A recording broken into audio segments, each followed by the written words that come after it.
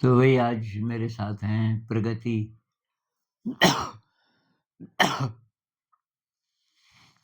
उत्तराखंड से ही आई हैं अभी तो।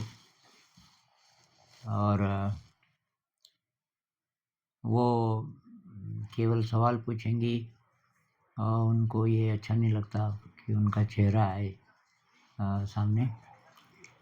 तो प्रगति जी थोड़ा अपना परिचय दे दीजिए।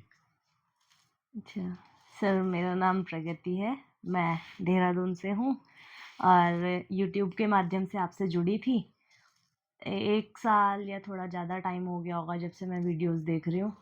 और फिर मैंने स्कूल के बारे में भी सुना था, तो मुझे लगा सर से मिलने जाना चाहिए, इसलिए मैं आई। पहले मैंने कैंप जो आपके ने रखवाया था, एक कैंप किया था, उसके लिए भी मैंने करा था ट्राई, लेकिन हो नहीं पाया। मैं आ नहीं पाई, लास्ट मोमेंट पे कैंसिल हो गया था मेरा आना। तो फिर मेरे को अभी आने का टाइम मिला, तो मैंने कहा सर से मिलने जाऊंगी। अभी क्या कर रही हैं?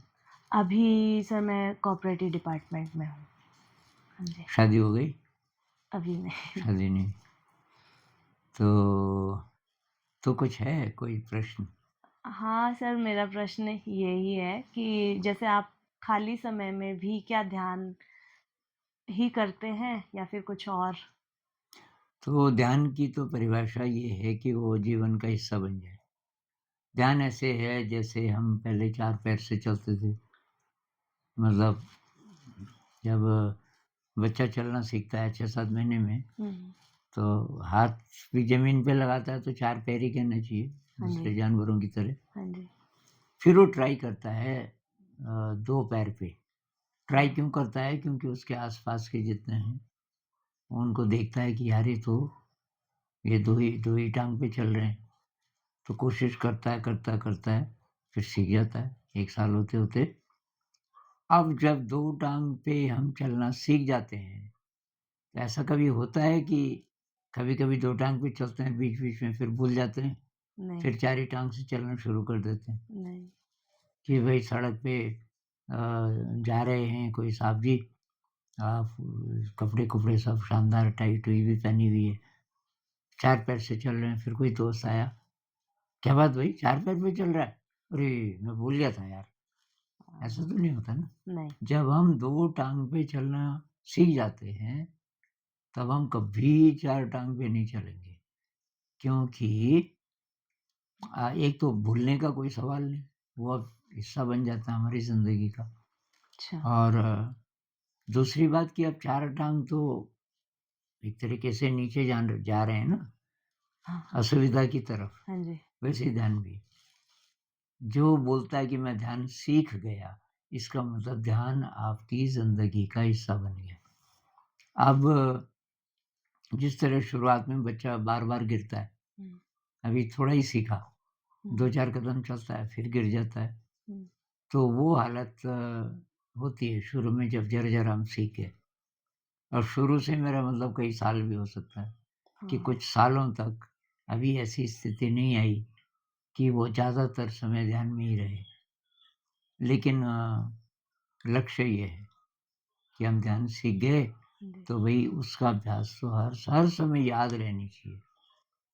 ये जो सूफ़ी गाने हैं ना कि ये गाना अब वो फ़िल्मों में डाल दिया लोगों ने, हुँ, हुँ। तो लोग सोचते हैं प्यार का गाना। जैसे ये है ना कि आँखें खुली हों या हो बंद, हुँ, हुँ। शायद फ़िल्म का होगा, हुँ, हुँ। दीदार उनका होता है, हुँ। कुछ ऐसा, हाँ जी। कि आप कैसी भी स्थिति में हो, आपको याद रहता है। तो ये मकसद है। तो इस स्टेज तक आने में तो टाइम लगता ही होगा। हाँ, टाइम डिपेंड करता है कि अभ्यास कितना है। बैठ के ध्यान करने का बहुत ज़्यादा फ़ायदा है। कई लोग कहते हैं कि बैठ के कोई ज़रूरी नहीं है, कुछ-कुछ ऐसे भी हैं। हुँ। आजकल के संत भी हैं ऐसे। अच्छा। लेकिन दरअसल पूरी परंपरा आप देखो, बुद्धिस्ट परंपरा देखो, हिंदू जो गॉड्स गॉडेसेस हैं, सब ऐसे पालथी मार के बैठते हैं। हुँ। जय लक्ष्मी जी जैसे वो कोई कमल पे बैठा है कोई, पर पालथी मार के बैठे हैं। तो इस पोस्चर में कुछ होगा। हज़ारों साल की रिसर्च है इसके पीछे। तो एक तो ये पोस्चर, हाँ जी। दूसरी कहानियाँ हैं कि पार्वती जी ने 10,000 साल तक ध्यान किया, तब शिव जी प्रसन्न हुए, ऐसे। अब वो 1000 साल कहने का मतलब ये होगा कि इतनी इंटेंसिटी थी कि आम आदमी 1000 साल में जहाँ पहुँचेगा, अच्छा। वो पार्वती जी कुछ ही महीनों में पहुँच गई, कुछ ऐसा। तो ये बैठकर तो ज़रूरी है, लेकिन जैसे हम खाली मैदान में साइकिल सीखते हैं, तो इसलिए सीखते हैं कि सड़क पे चल सकें। ऐसे ही हम बैठ के अभ्यास तो कर रहे हैं, वो तो करना ही है अंत तक। कभी ऐसी स्टेज आ सकती है वैसे कि आपको अलग से बैठने की ज़रूरत न पड़े, आप हर समय ही ध्यान में हो सकता है। लेकिन जब तक कोई स्टेज नहीं आती, बैठ के भी कीजिए और आप उसकी प्रैक्टिस कीजिए। तो इसमें बाधा है मन भटकता है, तो जितना लालच होगा, जितना मेरे अंदर ये दुनिया की चीज़ें जुटाने की इच्छा होगी, उतने विचार ज़्यादा आएँगे। हाँ।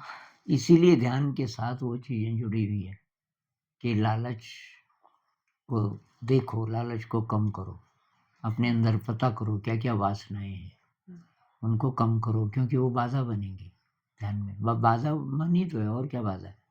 मन कहीं-कहीं पहुँच जाता है। अब आप खाना बना रहे हो और आपने सोचा कि आज मैं ध्यान में खाना बनाऊँगी, तो शुरुआत में तो है आपको पूरा। अब आप सब्ज़ी पे तड़का लगा रही हैं, आपने कढ़ाई रखी, आपने थोड़ा तेल डाला, आपने उसमें प्याज वगैरह कुछ डाला तड़के के लिए, अभी तक ठीक है, आप वहीं हो। उसके बाद आपने सब्ज़ी डाली, अब भी वहीं हो। फिर आपको तब तक ख्याल आ गया कि आज कितनी तारीख होगी? अरे! आज 5 तारीख है।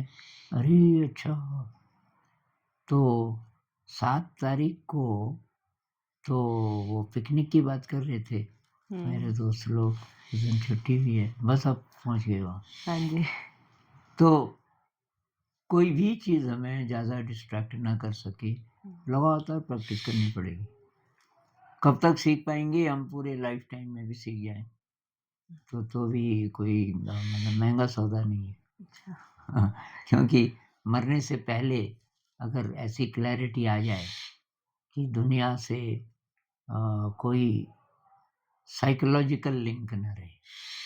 साइकोलॉजिकल मतलब है कि डिज़ायर न रहे, दुनिया से कुछ नहीं चाहिए। जो शरीर की ज़रूरतें हैं, रोटी, कपड़ा, मकान, थोड़ा बहुत पैसा, उसके अलावा कुछ नहीं चाहिए, ऐसा हो जाए। ठीक है सर। और कुछ? और तो अभी कुछ नहीं। ठीक है। ठीक है। नमस्कार।